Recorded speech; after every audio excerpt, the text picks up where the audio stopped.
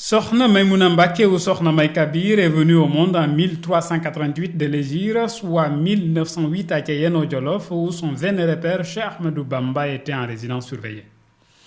Sa vertueuse mère, Sokhna Aminata Kani Bousso, est la fille de Serigne Boussobé. Elle est la sœur aînée de Sokhna Khadim Mbacké et de Serigne Abdoul Khadr Mbacké, quatrième khalife général des Mourides. Après des études coraniques auprès de Serigne Dame Abdourahmane Lo Andam, où elle a maîtrisé et calligraphié de mémoire le Saint-Coran, Cheikh Ahmadou Bamba la confia à l'érudit Serigne Mbacké Bousso, qui l'initia aux sciences religieuses. Elle maîtrisa sous son ombre les sciences fondamentales ainsi que l'arabe, comme en attestent ses beaux poèmes qui témoignent une vaste érudition empreinte de spiritualité. Elle terminant ses humanités auprès de sa sœur aînée Sokhna Fatidja Mbacké pour parfaire son éducation spirituelle. Le comportement de Sokhna Maïmounatou Mbacké renvoie à des épisodes de la vie des pieuses anciennes dont l'histoire retient toujours les noms. Elle avait comme référence sa pieuse grand-mère, Sokhna Mariama Bousso. Sa maison était un centre de formation et d'éducation spirituelle pour les filles qui lui étaient confiées.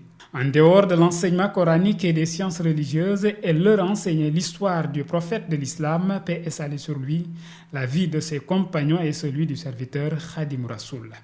Elle les formait également aux travaux domestiques. On rapporte que Sokhna Maïmounatou Kabir leur donnait des versets coraniques et des vers de Khassaïd à réciter pendant qu'elle préparait le couscous.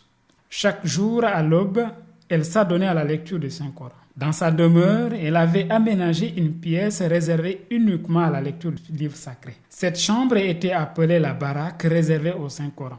Sokhna May Kabir était attachée au Coran et partout où on la voyait, elle avait un extrait du livre sacré entre les mains pour lecture et révision.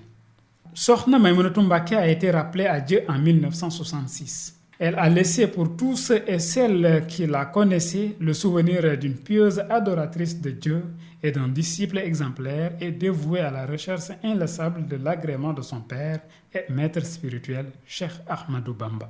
De par ses vertus, la sœur aînée de Serigne Abdoul Khadr Mbacké est une référence pour notre génération en perte de repère.